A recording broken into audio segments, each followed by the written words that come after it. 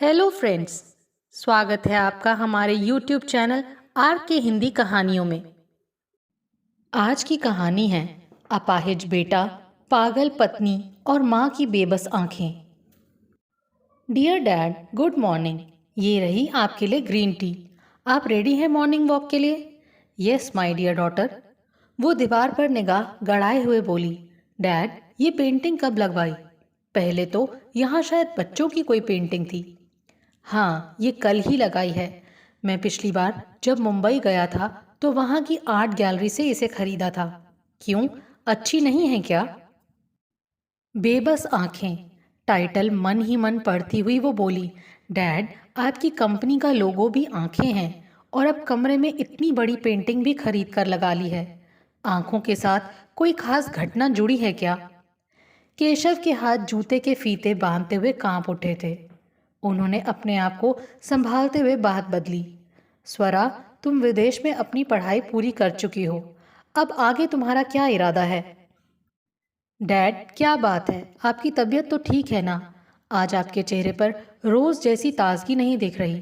पहले मैं आपका ब्लड प्रेशर चेक करूंगी, उसके बाद घूमने चलेंगे। स्वरा ने डैड का ब्लड प्रेशर चेक किया और बोली, ब्लड प्रेशर तो आपका बिल्कुल नॉर्मल है, फिर क्या बात है? कुछ नहीं, आज तुम्हारी दादी की पुण्यतिथि है, इसीलिए उनकी याद आ गई। डैड आप दादी को बहुत प्यार करते थे। धीमी आवाज में हाँ कहते हुए उनकी अंतरात्मा कांप उठी। वो किस मुंह से अपनी बेटी को अपनी सच्चाई बताएं? उन्होंने फिर बात बदलते हुए कहा, तुमने बताया नहीं कि आगे तुम्हें क्या करना है। डैड मैं सोच रही हूँ कि आपका ऑफिस ज्वाइन कर लूँ। केशव ने प्रसन्नता के अतिरेक में बेटी को गले से लगा लिया। मैं बहुत खुश हूँ जो मुझे तुम जैसी बेटी मिली। डैड आज कुछ खास है?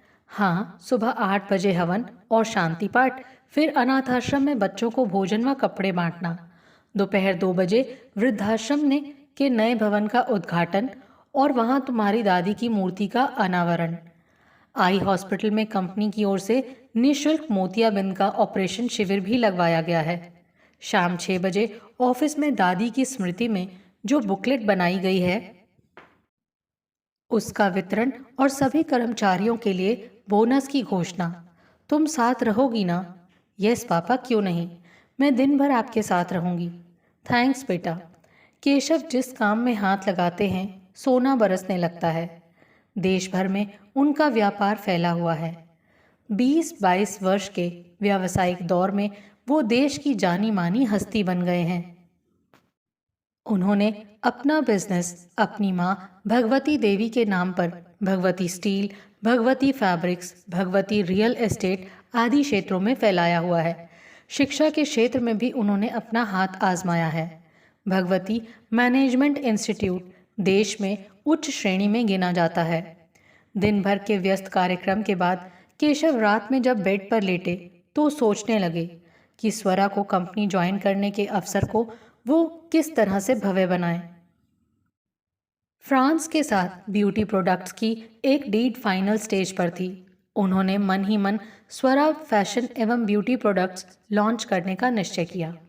अब उनका मन हल्का हो गया था। उन्होंने नींद की गोली खाई और सो गए। अगली सुबह ऑफिस पहुंचते ही उन्होंने सेक्रेटरी जया को बुलाया। मेरे आज के अपॉइंटमेंट्स बताओ। सर, सुबह 10 बजे ऑफिस के नए प्रोजेक्ट का डेमोन्स्ट्रेशन देखना और उस पर बातचीत करनी है। 2 बजे फ्रेंच डेलीगेशन के साथ नई कंपनी को लेकर अपनी मीटिंग है। डीड फाइनल स्टेज पर है। शाम 7 बजे सरकारी अफसरों के साथ मीटिंग है। वो दिन भर काम में लगे रहे। शाम को 6 बजे वो थका हुआ महसूस करने लगे। उन्होंने डॉक्टर को बुलाया। डॉक्टर ने हाई ब्लड प्रेशर होने की वजह से उन्हें घर पर आराम करने की सलाह दी। वो मीटिंग कैंसिल करके उदास व मायूस चेहरे के साथ घर पहुंचे। आज वो समय से पहले घर पहुंच गए थे। आलीशान महल जैसी कोठी में नौकरों की भीड़ तो थी, परंतु उनका अपना कहने वाला कोई नहीं था। बेटा अंबर अब 22 वर्ष का हो चुका था।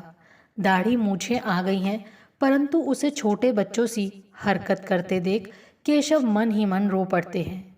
वो कॉपी पेंसिल लेकर पापा पापा लिखता रहता है। वो सहमा सिकुड़ा बड़े से आलीशान कमरे के एक कोने में बैठा हुआ या तो टीवी देखता रहता है या कॉपी में पेन से कुछ कुछ लिखता रहता है। जब कभी वो उसके खाने के समय पर आ जाते हैं तो डाइनिंग टेबल पर उनको देखकर मुस्कुराकर वो खुशी जाहिर करता है।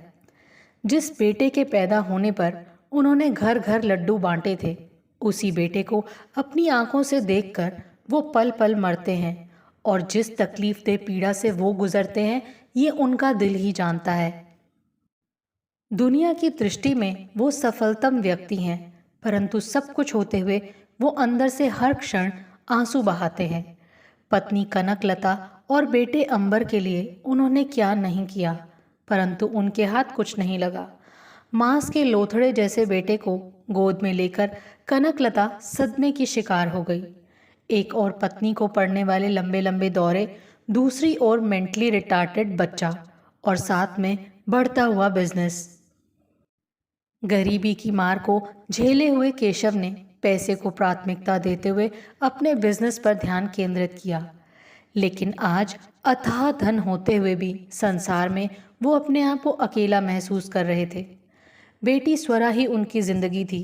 उसको देखते ही उन्हें पत्नी कनकलता का चेहरा याद आ जाता। वो हूबहू अपनी माँ पर गई थी। अचानक उनकी निगाहें घड़ी पर गईं। रात के 9 बज रहे थे। अभी तक स्वरा नहीं आई थी। उनकी बेचैनी बढ़ने लगी थी। वो कभी भी देर रात तक घर से बाहर नहीं रहती। यदि देर से आना होता था तो वो मैसेज जरूर कर देती थी। वो परेशान होकर अपने कमरे से बाहर आकर बरामदे में चहलकदमी करने लगे। तभी उनके फ़ोन की घंटी बज उठी। उस तरफ बेटी स्वरा की घबराई हुई आवाज़ थी, पापा मेरी गाड़ी का एक्सीडेंट। उसके बाद किसी दूसरे आदमी ने फ़ोन लेकर कहा, हम लोग इसे अस्पताल लेकर जा रहे हैं, खून बहुत तेज़ी से बह रहा है, आप तुरंत पहुंचिए। ये खबर सुनते ही केशव अपना होश खो बैठे। ये सब उनके अपने कर्मों का फल था। जब उनके पास पैसा नहीं था तो वो ज़्यादा खुश थे। कितने अच्छे दिन थे। उनका छोटा सा परिवार था। वो अपने अतीत में खो गए। वो थे और थी उनकी अम्मा। पिताजी तो बचपन में ही उनका साथ छोड़ गए थे। अम्मा ने कपड़े सिल सिल कर उनको बड़ा किया। अम्मा ने अपने दम पर उनको पढ़ाया लिखाया। उनकी नौकरी लगते ही अम्मा को उनके विवाह की सूझी। छोटी उम्र में ही उनकी शादी कर दी। पत्नी कनकलता सुंदर और साथ में समझदार भी थी। उनकी माली हालत ज़्यादा अच्छी नहीं थी। छोटी सी तनख्वाह में हर समय पैसे की किचकिच से वो परेशान रहते थे। फिर भी जब अम्मा शाम को गरम गरम रोटियां सेक कर खिलाती थी तो वो कितनी संतुष्टि महसूस करते थे। परंतु उनकी पैसे की हवस ने उनके हाथ से उनकी सारी खुशियां छीन लीं। बचपन से ही उन्हें पैसा कमाने की धुन थी। जब वो बहुत छोटे थे तो लॉटरी का टिकट खरीदा करते थे। एक बार उनका 1 लाख रुपए का इनाम भी निकला था। दिन रात पैसा कमाने की नित नई तरकीबें उनके दिमाग में घूमती रहती थीं। एक दिन अखबार में उन्होंने एक चलती हुई फैक्ट्री के बहुत कम कीमत में बिकने का विज्ञापन पढ़ा। उन्होंने मन ही मन उस फैक्ट्री को हर सूरत में खरीदने का निश्चय कर लिया। स्वरा का जन्म हो चुका था। घर चलाना बहुत मुश्किल हो गया था। उन्होंने फैक्ट्री खरीदने के लिए अम्मा को घर बेचने पर मजबूर कर दिया। अम्मा बेटे की जिद और ज़बरदस्ती देख सकते में थी। वो रोती हुई बोली थी, लल्ला हम रहेंगे कहाँ? अम्मा कुछ दिनों की ही तो बात है। मैं आपको बहुत बड़ी कोठी खरीद कर दूंगा, ये मेरा वादा है आपसे। अम्मा ने सिसकते हुए बहती आंखों से कागज़ पर दस्तखत कर दिए थे। लेकिन अपने नालायक बेटे की शक्ल से उस समय उन्हें नफरत हो रही थी। अपनी मजबूरी पर वो रात दिन आंसू बहाती थी। घर खाली करते समय वे अपने घर को अपनी सूनी पथराई आंखों से घंटों निहारती रही थी। घर बिकने के सदमे से अम्मा उबर नहीं पा रही थी। वो ना तो ढंग से खाती थी, ना किसी से बात करती थी। बस हर समय चुपचाप आंसू बहाती रहती थी। एक दिन पड़ोस की मंगला मौसी, जो कि अम्मा की बहन जैसी थी, उनसे मिलने आई। क्या कर रही हो बहन? आंसू पोंछते हुए अम्मा बोली, कुछ नहीं मंगला, इस घर में मेरा बिल्कुल भी मन नहीं लग रहा है। मुझे यहाँ अच्छा नहीं लगता। वहाँ सब लोग कैसे हैं? सब अपनी अपनी दाल रोटी में लगे हुए हैं। हाँ, हम 4 धाम की यात्रा पर जा रहे हैं। अम्मा लहक कर बोली, 4 धाम? मेरे तो सब धाम यही हैं। अब तो मरकर ही घर से निकलेंगे। अपने लोगों की तो सारी जिंदगी बेटा बेटी और चूल्हे चौके में ही बीत गई। कुछ कभी अपने बारे में भी सोचेगी? तीर्थ यात्रा में जाने का तो बहुत मन है, लेकिन क्या करूं? स्वरा अभी छोटी है, नई जगह है, अकेली बहू को छोड़कर कैसे जाऊं? मैं तो 4 धाम यात्रा वाली सरकारी बस से यात्रा पर जा रही हूँ। किसी तरह रोते धोते हाय हाय करके ये जिंदगी बिताई है। कुछ ज़्यादा नहीं कर सकती तो 4 धाम की यात्रा ही कर आऊँ। बहुत अच्छा सोचा है बहन। मेरी तो आवर्ती जमा की एक स्कीम पूरी हुई थी। उसके 4,000 रुपये मिले थे। 1,000 रुपये कम पड़ रहे थे तो रंजीत से कहा। उसने मुंह बनाया, लेकिन बहू अच्छी है, उसने रंजीत से कह सुनकर दिलवा दिया। अब वो मेरे जाने की तैयारी में लगी हुई है। अम्मा उत्सुक होकर बोली, कब जाना है? अभी तो जाने में 1 महीना बाकी है, लेकिन बुकिंग तो अभी से करवानी पड़ेगी। जब पूरी सीटें भर जाएंगी तभी तो बस जाएगी। तभी बहू कनकलता चाय लेकर अंदर आई तो अम्मा उसे सुनाते हुए बोली, मैं भला कैसे जा पाऊंगी? बिटिया छोटी है। केशव को रात दिन अपनी फैक्ट्री के सिवा किसी बात से मतलब नहीं है। बहू को छोड़कर मैं नहीं जाऊंगी। बहन, तुम भी खूब हो। इस उम्र में तीर्थ यात्रा पर नहीं जाओगी तो कब जाओगी? जब हाथ पैर बेकार हो जाएंगे। बिस्तर पर लेटे लेटे सोचती रहना कि सब मन की मन में ही रह गई। हमने सबका किया, लेकिन अपने लिए कुछ ना कर पाए। रुपए तो तुमने भी जोड़कर रखे ही होंगे, काहे को किसी के आगे हाथ पसारो? चेन की ओर इशारा करती हुई वो बोली, गले में सोने की जंजीर न पहनोगी तो कुछ बिगड़ थोड़े ही जाएगा। फिर तुम्हारा जैसा मन हो वैसा करो, लेकिन जीवन में मौके बार बार नहीं मिलते। अरे नहीं, तुमने बहुत अच्छा किया जो मुझे बता दिया। तीर्थ यात्रा पर तो जाने का मेरा भी मन कब से है, लेकिन कोई बात नहीं, भविष्य में कभी जाएंगे। ड्राइवर की आवाज़ से केशव की विचार श्रृंखला भंग हुई। वो वर्तमान में लौटते ही स्वरा स्वरा पुकारने लगे। इमरजेंसी वार्ड के बाहर स्वरा को चहलकदमी करता देख उनके कलेजे में ठंडक पड़ी। उन्होंने दौड़कर स्वरा को सीने से लगा लिया। उनकी आंखों से लगातार आंसू बह रहे थे। बेटी, तुम्हें ठीक देखकर मेरी जान में जान आई। वो तो कह रहा था खून बहुत बह रहा था। पापा, राधे काका के सिर में चोट आई है, उनकी हालत सीरियस है। वो तेजी से दौड़कर डॉक्टर के पास गए और उसका अच्छे से अच्छा इलाज करने को कहा। राधे की पत्नी और बेटे को सांत्वना देते हुए बोले, तुम लोगों को घबराने की ज़रूरत नहीं है। मैंने डॉक्टर से बात कर ली है। मैं इनका अच्छे से अच्छा इलाज करवाऊंगा। तुम लोगों का घर खर्च के लिए रुपए घर पर पहुंच जाएंगे। इसके सिवा तुम्हें आधी रात को भी कोई ज़रूरत हो तो निसंकोच मुझे फ़ोन करना। मालिक आपकी कृपा है, रोती हुई राधे की पत्नी बोली थी। अब केशव स्वरा की ओर मुखातिब होते हुए बोले, बेटी, तुम्हें फ़ोन करके अपनी कुशलता की खबर देनी चाहिए थी कि नहीं? एक्सीडेंट शब्द सुनते ही मेरे तो प्राण सूख गए थे। पापा, मैंने कई बार आपको फ़ोन किया, परंतु आपने फ़ोन ही नहीं उठाया। केशव ने अपना फ़ोन निकाल कर देखा, उसमें स्वरा के 6 मिस्ड कॉल थे। जाने कैसे फ़ोन साइलेंट मोड पर चला गया था। राधे की हालत नाजुक थी, इसीलिए केशव ने रात को वहीं रुकने का निश्चय किया। स्वरा अकेले घर जाने को तैयार नहीं थी, इसीलिए अस्पताल के ही एक प्राइवेट रूम में दोनों जाकर बैठ गए। बेटी स्वरा के एक्सीडेंट की खबर से आज वो ऐसी मानसिक यंत्रणा से गुजरे थे कि उनका संपूर्ण अस्तित्व ही हिल उठा था। अपने जीवन में घटने वाली हर दुर्घटना के लिए उन्होंने हमेशा स्वयं के द्वारा किए गए अपराध की वजह से अपने को ही दोषी मानते आए थे। आज उन्होंने मन ही मन पूर्ण निश्चय कर लिया था कि वो आज अपनी बेटी के समक्ष अपने गुनाह को स्वीकार करके अपने दिल का बोझ हल्का कर लेंगे। अब उनके लिए ये बोझ असहनीय हो चुका है। मन ही मन सोचना और मुंह से बोलना दो अलग अलग बातें हैं। ऊहापोह की बेचैन मानसिक अवस्था में वो लगातार चहलकदमी कर रहे थे। पापा, राधे काका ठीक हो जाएंगे, आप इतने परेशान क्यों हैं? स्वरा, मैं बहुत नर्वस हूँ। मैं तुमसे कैसे कहूँ अपने दिल का हाल। पता नहीं तुम मुझे माफ़ करोगी या नहीं। जीवन में सब कुछ होते हुए भी तुम्हारे सिवा मेरा दुनिया में कोई नहीं है। लेकिन ठीक है, अब तुम मुझे चाहे सज़ा देना चाहे माफ़ी। पापा, आप कहिए जो कुछ कहना चाह रहे हैं।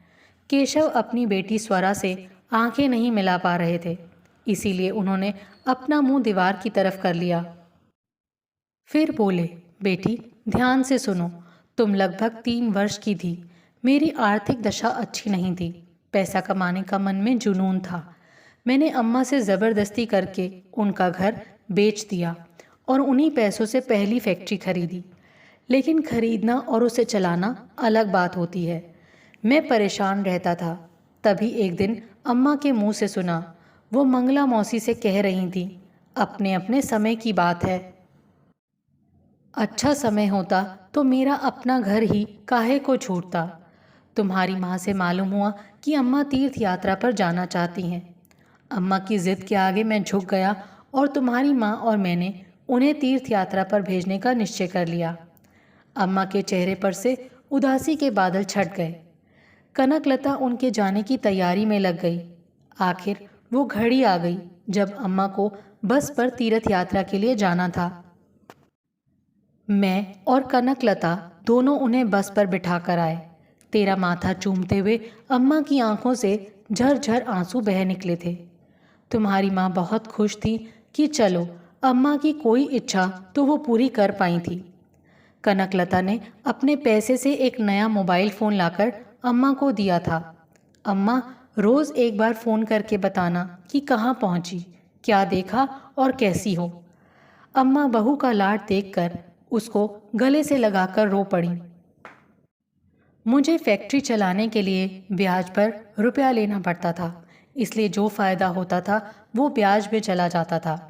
मुझे कोई उपाय नहीं सूझता था। अम्मा को गए 1 हफ्ता हो गया था।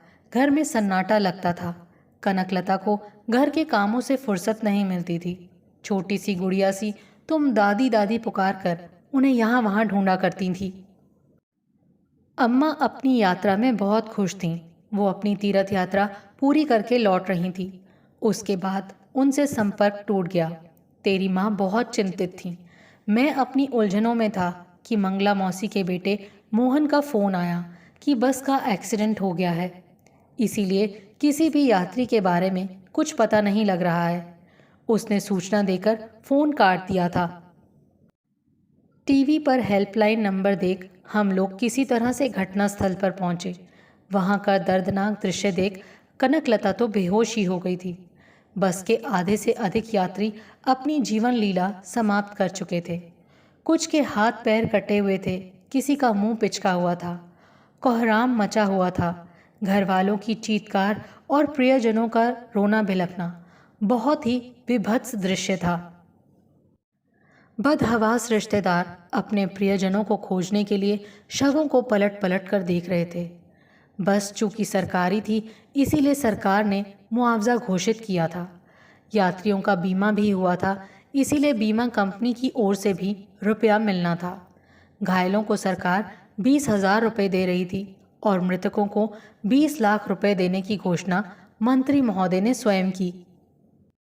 वो घटनास्थल पर चेक बांटने के लिए आने वाले थे। बेटी, मैं लालच में अंधा हो गया था। मैं मन ही मन प्रार्थना कर रहा था कि अम्मा का शव दिख जाए और मुझे 20 लाख रुपए का चेक मिल जाए। तभी एक एनजीओ कार्यकर्ता की आवाज़ कानों में पड़ी। कुदरत ने कैसा अन्याय किया है। हाथ पैर दोनों कट गए हैं, आंतें भी बाहर निकली पड़ी हैं। वो अपने साथी से बोला, देखो ज़रा ये बूढ़ी अम्मा शायद अपने बेटे की आस में पलके खोले रखे है। काहे अम्मा अपने लड़के को ढूंढ रही हो? उन लोगों की बातें सुन महज जिज्ञासावश मेरी नज़रें अम्मा की बेबस आंखों से टकराईं। पल भर को मैं सहम गया था। मुझे अपना 20 लाख रुपए का चेक हाथ से जाता हुआ दिख रहा था। गंभीर रूप से घायल बेजान अम्मा की आवाज़ अवश्य जा चुकी थी, परंतु उनकी लाचार आंखों ने अपने स्वार्थी बेटे की इस हरकत पर कुदरत से अवश्य मौत मांगी होगी। मैं पैसे का लालची और स्वार्थ में अंधा बेटा दूसरी लाश की शिनाख्त कर उसे अपनी अम्मा बताकर 20 लाख रुपए का चेक लेकर धंधे में लग गया।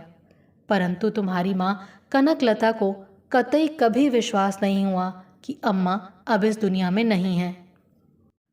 उसी समय कनकलता गर्भवती भी हो गई थी, परंतु वो सदमे में थी।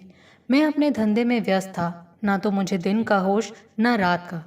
मुझे कनकलता को देखने की फुर्सत ही नहीं थी, और जब अंबर पैदा हुआ तो मैंने खूब खुशी मनाई, परंतु कनक अभी भी गुमसुम रहती थी। जब 3-4 महीने के बाद अंबर के मेंटली रिटार्टेड होने का पता लगा तो पहली बार कनकलता को हिस्टीरिया का तेज दौरा पड़ा। धीरे धीरे उसकी मानसिक स्थिति बिगड़ती गई। दोबारा होने वाले इस सदमे से फिर वो उबर नहीं पाई। वो पूर्ण रूप से मानसिक रोगी बन चुकी थी। मजबूरन मुझे उसे कमरे में बंद करना पड़ा। स्वरा, मैं धन के ढेर पर बैठा हुआ उल्लू हूँ। मैंने अपनी अम्मा के साथ अन्याय किया। धन के लालच में मैं अंधा हो गया था। धन तो मुझे अथाह मिल गया, परंतु जीवन से सब कुछ छिन गया। माँ के प्रति किए गए अपराध के अवसाद से पत्नी पागल हो गई और बेटा अपाहिज रह गया। वो जीवित लाश की तरह है। मैं मात्र तुम्हारे सहारे तेरी उम्मीद पर जीवित हूँ, परंतु आज तुम्हारे एक्सीडेंट की खबर सुनकर मैं अंदर तक कांप उठा। अब भविष्य में मुझ में कुछ भी खोने की शक्ति नहीं है। अम्मा की बेबस आंखें आज भी मुझे डराती हैं। मैं आज तक एक दिन भी चैन की नींद नहीं सो सका हूँ। मैं पैसे के लालच में ऐसा अंधा था कि अपनी जीवित माँ को भी पहचानने से इनकार कर दिया। मैं अपराधी हूँ, मेरा अपराध क्षमा योग्य भी नहीं है। अपने कलेजे पर अपराध के बोझ के भार को उठाकर घूम रहा हूँ। मेरी बेटी, अब इसके बाद मैं तुम्हें नहीं खोना चाहता। मेरी बच्ची, मैंने तुम्हारे सामने अपना दिल खोलकर रख दिया है। तुम जो चाहे वो सज़ा मुझे दो। मेरा सिर तुम्हारे सामने झुका है। केशव सिर झुकाकर बच्चों की तरह फूट फूट कर रो पड़े थे। स्वरा किंग कर्तव्य विमूढ़ कुछ समय निश्चल खड़ी रही। आज वो पापा की बेबस आंखों को पश्चाताप के आंसू बहाते देख रही थी। आखिरकार वो पापा के गले से लिपट गई। अब 2 जोड़ी बेबस आंखों से आंसू बह रहे थे। दोस्तों, आपको ये कहानी कैसी लगी? इसका अंत आपको कैसा लगा? प्लीज़ कमेंट करके ज़रूर बताएं। आपके सुझाव मेरा हौसला बढ़ाएंगे ताकि मैं एक बेहतर तरीके से आने वाली कहानियाँ प्रस्तुत कर सकूं।